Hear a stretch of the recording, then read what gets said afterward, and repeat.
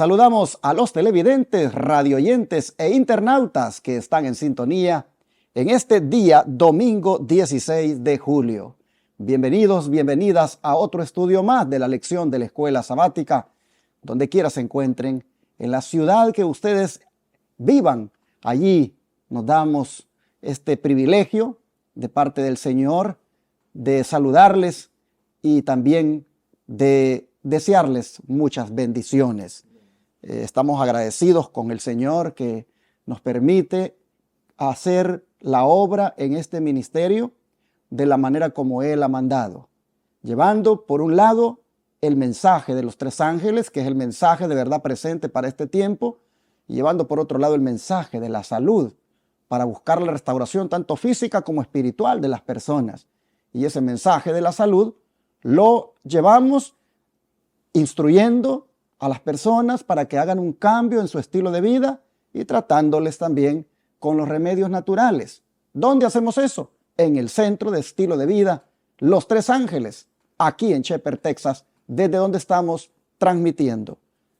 Predicar las 24 horas, los 7 días de la semana por radio y televisión y hacer esta obra de atender a los enfermos gratuitamente y al mismo tiempo construir lo que hace falta a este centro de estilo de vida. Esto representa una inversión bastante grande para la cual nosotros necesitamos que nos ayuden. Y por eso le decimos al mundo, pasen a Macedonia y ayúdennos. Amén. Como aquel varón se lo dijo en el sueño a Pablo.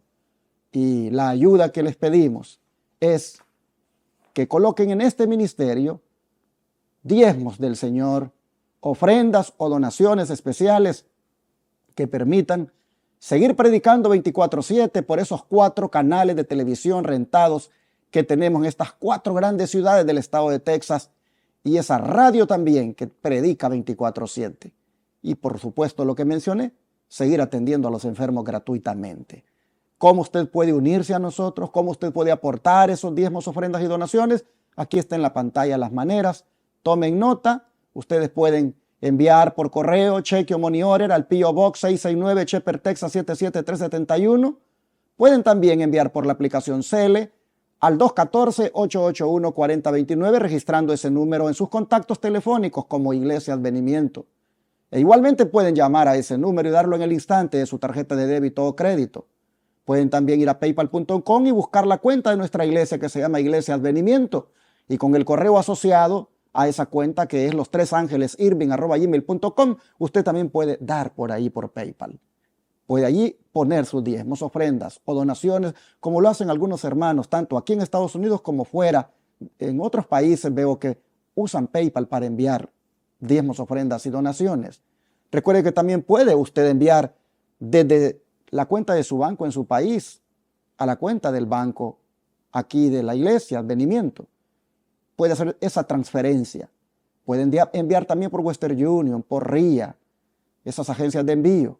Para eso, llámenos al WhatsApp más 1-214-881-4029 y le daremos la información necesaria para que usted haga eso. En el nombre del Señor, hacemos el llamado, la invitación a que se unan a nosotros para que esta obra no se pare de hacer como la hemos venido haciendo. Que los canales sigan predicando 24/7, que la radio igualmente lo haga y que los enfermos se sigan atendiendo gratuitamente en el centro de estilo de vida. Gracias de antemano por atender el llamado, que este día más de alguien diga, heme aquí, con los recursos que Dios me ha dado para contribuir a esta causa. Dios les bendiga. El hermano Ángelo Barry me acompaña nuevamente para estudiar juntos la lección, así que hermano Ángelo, bienvenido. Pastor, alabamos a Dios, glorificamos su nombre. Estamos hoy agradecidos de que Dios nos regala una semana más. Esperanza para el pecador. Esta semana será especial para usted, que se siente culpable, que se siente pecador. Nosotros también, que entendemos que hay muchas personas que la culpa del pecado le agobia, estaremos regocijados al estudiar esta linda lección. Queremos, queridos, sugerirle como siempre que le dé like, comparta la transmisión, deje su comentario y no se olvide de leer su Biblia. busque la Biblia. Esta es una buena semana para usted. Junto a nosotros, cada día estamos estudiando la Biblia. Busque su Biblia y téngala cerca si usted está en su casa para que pueda ir leyendo con nosotros la palabra de Dios. Queremos también agradecer de antemano, como dijo el pastor, agradecer a cada persona que el Señor toca su corazón para contribuir con esta obra. Gracias, porque Dios así también le agradecerá el esfuerzo que usted hace, ofrendando, dándole like, compartiendo. Esta obra nosotros hacemos solamente una parte. Usted tiene, como dice por ahí, la última palabra de que esta obra siga avanzando. Gracias y que Dios te bendiga. Bueno, pastor, vamos a orar porque hoy tenemos, dirían en el idioma popular, hoy hay mucha tela de donde cortar. Esperanza para el pecador. En un mundo donde pareciera que la esperanza se ha perdido, vamos a ver a través del santuario cómo encontramos esperanza para el pecador. Así que oramos. Amado Padre que estás en los cielos, alabamos, glorificamos su nombre. Gracias por la esperanza. Nosotros en este mundo de pecado a veces perdemos esa esperanza y nos sentimos perdidos. Queremos, Señor, que usted hoy abra nuestros ojos y podamos ver que hay salida para cada pecador. Gracias, Señor, por esa salida que usted la puso desde antes de la fundación del mundo. Así que gracias. Gracias por tu santuario. Gracias por todo lo que tú haces. Espíritu Santo, sé con nosotros para que podamos decir esta palabra que realmente el que escuche siente esperanza. Solamente usted puede hacer eso. Gracias por estar con nosotros. En el nombre de Jesús. Amén. Amén. Amén. Uno de los propósitos que tuvo Dios con la doctrina bíblica del santuario al dejarla en las Escrituras o al establecer que se hicieran esos servicios diariamente en dicho santuario, uno de los propósitos era para que el pecador tuviera esperanza. Resulta de que una vez al año ese santuario era purificado y ese día era un día de juicio y prácticamente el que no estuviera, como decimos, arreglado con Dios, dice, era cortado del pueblo. Pero antes de que llegara ese día de la expiación o día del juicio, durante todos los días del año, el pecador se le infundía esperanza. Y la esperanza era en que en la medida en que tuviera fe, en la medida en que depositara esa confianza en lo que Dios prescribía, como era de traer ese corderito inocente y al degollarlo allí, al morir, en la medida en que él confiaba haciendo eso, el pecador sabía que Dios le perdonaba. Entonces, el santuario de alguna manera le infundía esperanza al pecador.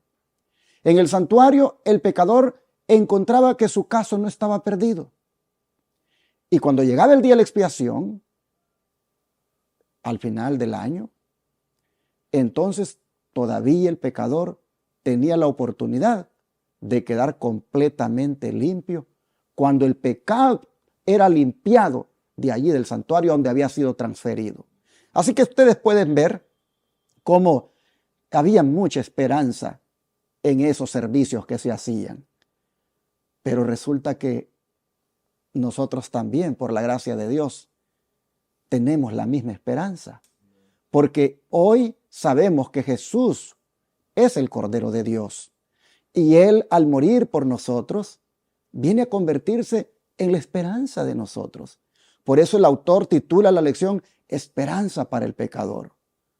Como el israelita encontraba esperanza en el santuario cuando ofrecía el sacrificio, de la misma manera nosotros, Allá en el santuario celestial encontramos esperanza, porque allí está el que murió por nosotros.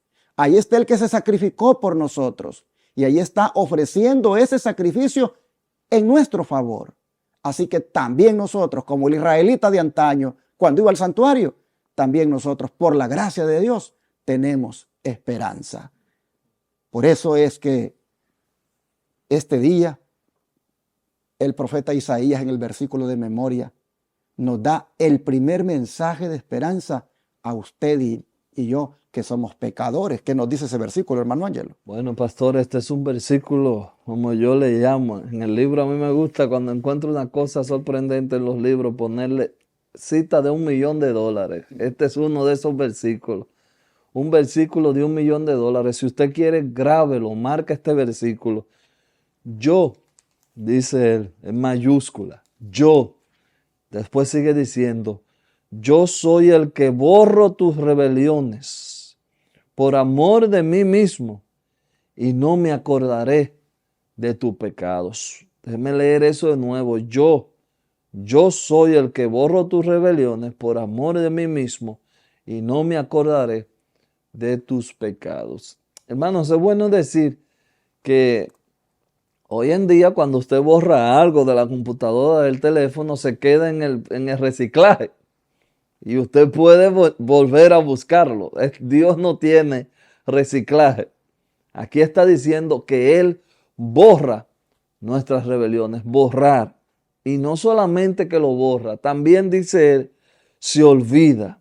Fíjense que son dos cosas extraordinarias. Yo borro tus rebeliones y no se acuerda más de eso por amor de Él mismo. Sin duda alguna, hermanos, Dios está, por decirlo en una palabra humana para que usted lo entienda, a Dios no se le olvida nada, pero mire lo que Él dice de su pecado, que cuando Él lo borra, se olvida de eso. Así que nosotros tenemos en Dios un Salvador completo, un Salvador exquisito, un Salvador con una forma de tratar a nosotros, sus hijos, extraordinaria. No cabe duda que en este versículo, hermanos, está la expresión máxima de la gracia divina. Amén. Aquí, hermanos, el Señor nos muestra su gracia, nos muestra su misericordia y nos dice que es solo por amor de Él mismo que borra nuestras rebeliones y no se acuerda más. Y esto era lo que el israelita anhelaba cada 10º día del 7º mes del calendario religioso. Anhelaba ese día porque ese día el santuario era limpio, era quitada toda mancha, todos los pecados transferidos durante el año por parte de los pecadores, porque cuando el pecador venía y ponía la mano sobre el animalito, transfería su pecado.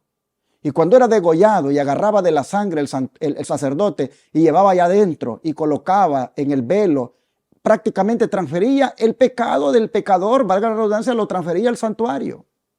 Pero una vez al año, en el día de la expiación, en el 10º día del 7º mes, Dios determinaba que el santuario fuera purificado, fuera limpiado, fuera eliminado el pecado transferido de los pecadores a Él, al santuario. Y allí prácticamente era el borrón y cuenta nueva. Amén. Es prácticamente el día de la expiación, pues un día hasta de esperanza por parte del pecador. Saben que no quiero adelantarme a la temática, pero esto es justamente lo que está ocurriendo ahorita en el cielo. En este momento se están borrando los pecados. ¿De quién? Los que han sido transferidos de cada uno de nosotros. Hermanos y hermanas, el Señor es misericordioso y Él ha dicho, yo borro tus rebeliones. Por eso es importante que nosotros, hermanos, estemos a cuentas con Dios y cooperemos con Él. Miren, dice, cuando la voluntad del hombre coopera con la voluntad de Dios, llega a ser omnipotente. Amén. Cualquier cosa que debe hacerse por orden suya puede llevarse a cabo con su fuerza. Y todos sus mandatos son habilitaciones. ¿Qué les parece? Palabras de vida, gran maestro, página 268. Este día hay que proponernos, hermanos. Hay que proponernos que la voluntad nuestra coopere con la voluntad de Dios para llegar a ser omnipotentes también nosotros. ¿Y qué cosa, hermanos? Debemos hacerlo de tal manera que así las órdenes de Dios las podamos llevar a cabo con fuerza. Los mandatos de Él, incluyendo los mandamientos, estos en vez de ser gravosos, sean más bien, como dice acá, habilitaciones. Bueno, estuve mencionando hace un ratito del juicio. Cómo en el juicio que se hacía en ese día de la expiación para el pueblo, ahí determinaba el borrón y cuenta nueva. Pero como también nosotros vamos a ser enjuiciados, ¿qué les parece si hablamos un poco de ese juicio? Hermano Ángelo, ¿cómo afectan las decisiones que tomamos en la vida a nuestro destino final cuando llegue ese juicio para nosotros? Bueno, déjeme leerle Eclesiastés 11. Voy a leer el 9 en el 11. Mire qué dice aquí. Alégrate, joven, en tu juventud y tome placer tu corazón en los días de tu adolescencia y anda en los caminos de tu obra, en la vista de tu corazón. Pero sabe que sobre todas estas cosas te juzgará Dios. Fíjese interesante, pastor, aquí. Aquí parece que el autor está usando un sarcasmo porque le dice, "Oh, haz lo que tú quieras, vive tu vida como tú quieras, pero recuérdate que todo lo que tú hagas, de todo lo que tú hagas, vas a recibir juicio de Dios". Aquí nosotros encontramos claramente que Dios está haciendo un juicio de todo lo que nosotros hacemos. ¿Se dan cuenta, hermanos? La importancia que tiene la cita anterior, de que la voluntad del hombre coopere con la voluntad de Dios. ¿Para qué? Para que cuando venga ese juicio, hermanos, salgamos aprobados, salgamos absueltos, para que allí se determine que nosotros hemos de quedar salvos para siempre. Son juzgadas, hermano Ángelo, solo las cosas manifiestas y perversas. ¿Y hay alguna excepción? Vamos a leer Eclesiastés 12. Seguimos en el mismo libro, pero ahora vamos a leer el 12. Me voy a leer el 12, pero el verso 13, 14. Y pastor, si usted puede ir buscando Romanos, entonces yo voy leyendo estos versos. El 13 y el 14. Miren qué dice aquí. El fin de todo el discurso oído es este.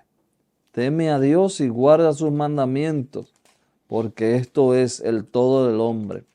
Porque Dios traerá toda obra a juicio juntamente con toda cosa encubierta, sean buenas o sean malas. Aquí dice claro, Dios va a traer toda obra a juicio, las buenas como también la mala. Así que hermanos, usted tiene una decisión que tomar.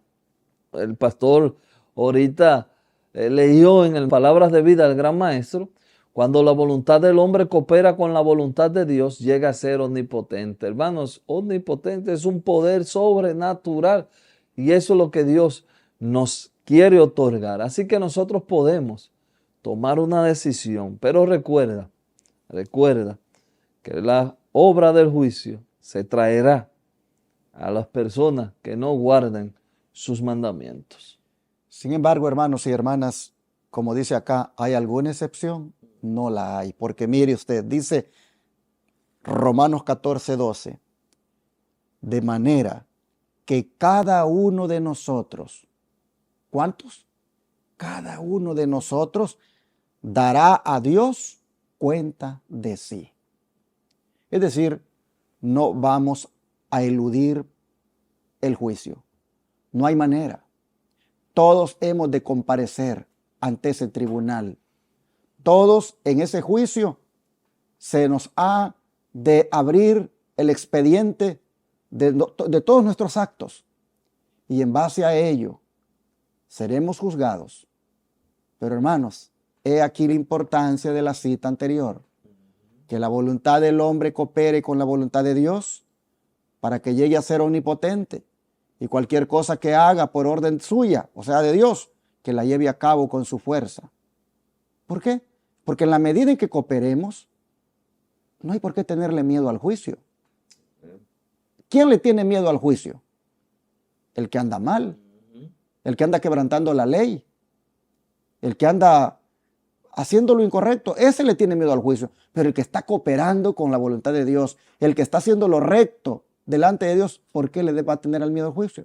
Si él sabe que en el juicio va a salir por la gracia del Señor absuelto. Yo creo, hermanos, de que siendo de que hay un juicio, y es ahí donde se va a borrar finalmente los pecados, bueno es que nos preparemos, porque en cualquier momento el Señor va a determinar enjuiciarlo a usted o a mí. El juicio en su etapa de investigación ya comenzó. Nosotros hemos enseñado muchas veces que en 1844 dio inicio el juicio investigador y que ha empezado el Señor a enjuiciar a los muertos justos. En algún momento Él va a comenzar a enjuiciar a los vivos. ¿Cuándo será eso? Solo Él lo sabe. A usted no le preocupe cuándo será. Preocúpese por estar preparado. Porque en algún momento, ya sea que esté muerto o vivo, el Señor va a tomar su caso. Y allí va a determinar el Señor si le borra los pecados para que sea salvo para siempre, o lamentablemente se encuentra tan culpable y tan impenitente que nunca pidió perdón, ni se arrepintió, que lamentablemente también usted será excluido del cielo. Este tema del juicio investigador es un tema muy serio, muy delicado, al cual debemos ponerle atención. El pueblo de Israel, cuando llegaba el día de la expiación, que era como el día del juicio para ellos se preparaban 10 días antes. Les anunciaban que se acercaba el juicio y debían afligir sus almas. ¿Qué es eso? Entrar en ese ajuste de cuentas, entrar en esa reconciliación para que cuando llegara el mero día, el 10º día, cuando se hacía la limpieza del santuario, todos ya hubieran confesado sus pecados, de manera que salieran completamente libres, absueltos. Cuando uno estudia ese tema del día de la expiación, que es equivalente al día del juicio, uno no deja de reflexionar y pensar cuán importante es estar preparados. Ahora, ¿qué papel jugará la ley de Dios en el juicio? Sin duda, como leyó mi hermano, la ley de Dios es el código, es por el cual seremos juzgados, el código jurídico por el cual se determinará nuestra culpabilidad o inocencia. Cuán importante es que nos preocupemos por no quebrantar la ley de Dios. Amén. El don de profecía que nos dice acerca de esto, hay 2 citas acá, se lee usted la primera y su servidor la segunda. La ley de Dios condena no solo lo que hemos hecho, sino también lo que no hemos hecho. En el día de la rendición final de cuentas, hallaremos un registro de los pecados de omisión, así como de los pecados de comisión. Dios llevará a juicio toda obra con toda cosa secreta. No es suficiente que por tu propia evaluación de carácter pruebe que no has hecho ningún mal de forma manifiesta. El hecho de que alguien no haya hecho ningún bien en concreto será suficiente para condenarlo como un siervo malvado y perezoso. Aquí está claro. El pecado de omisión también será llevado a juicio. Hemos estado leyendo que todo pecado va a ser llevado a juicio. Nada más en el comentario quisiera agregar algo. El juicio que el pastor y un servidor estamos hablando cuenta con 3 partes.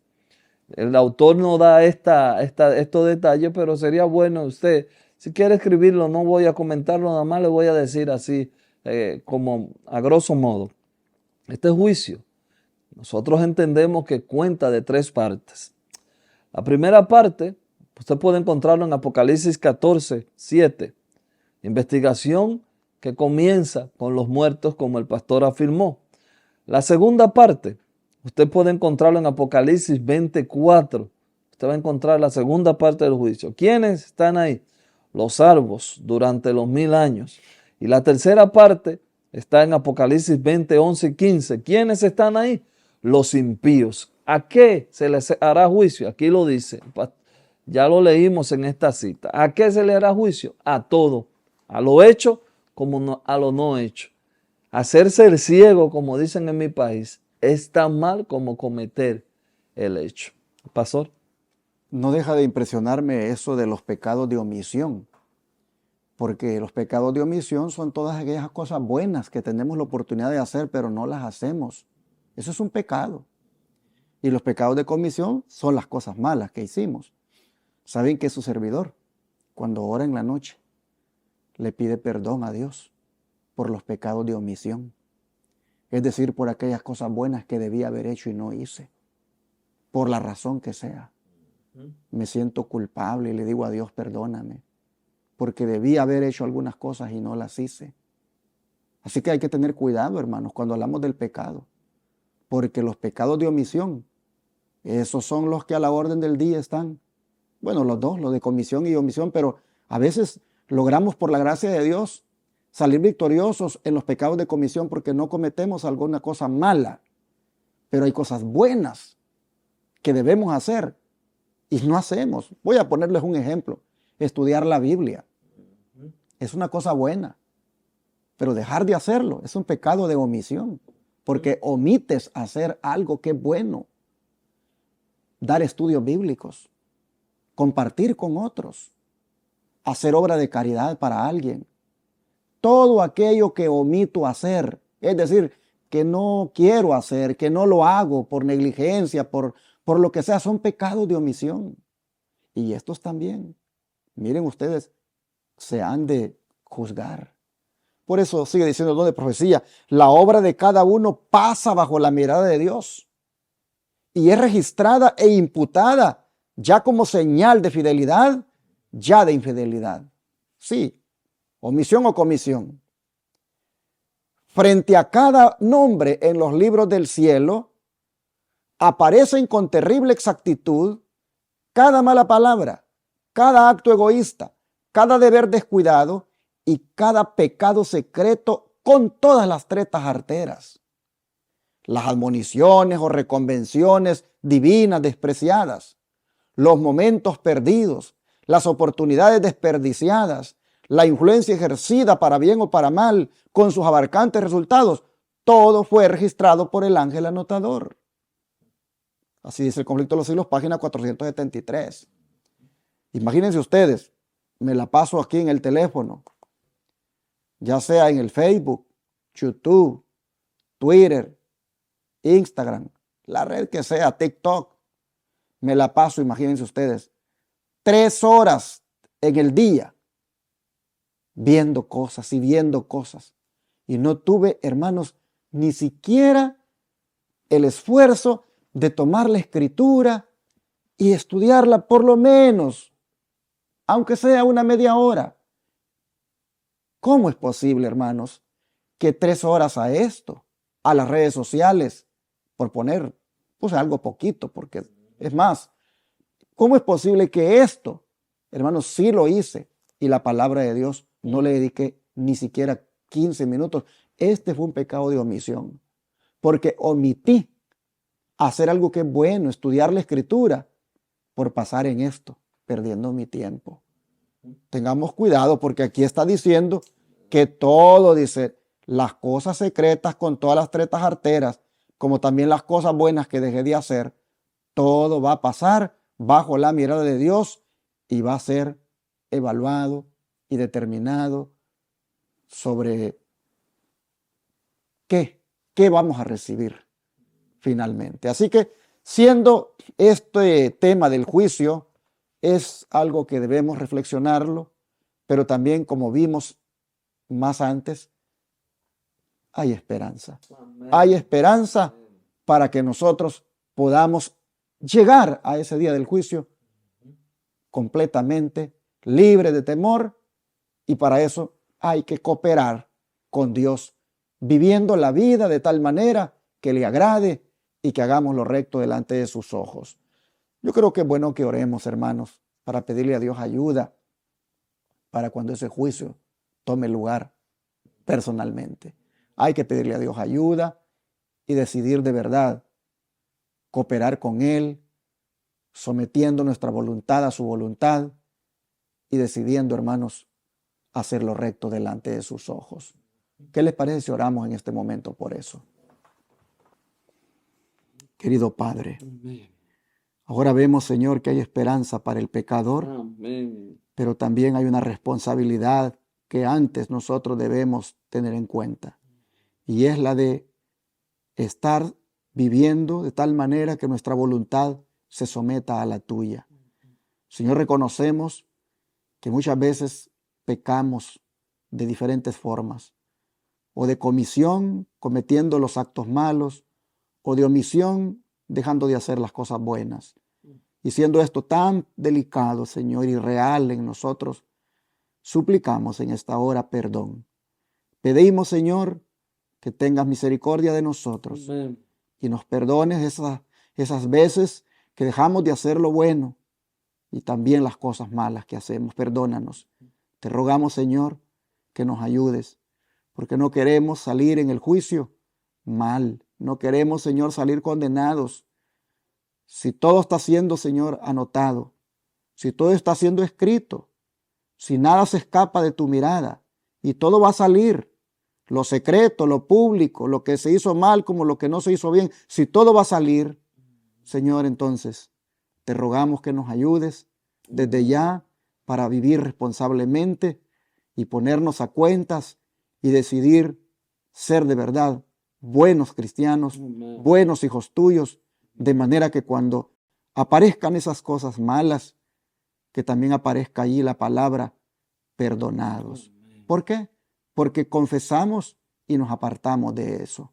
Señor, nos ponemos en tus manos hoy, pedimos tu ayuda para que andemos rectamente delante de ti. Lo suplicamos en el nombre de Jesús. Amén.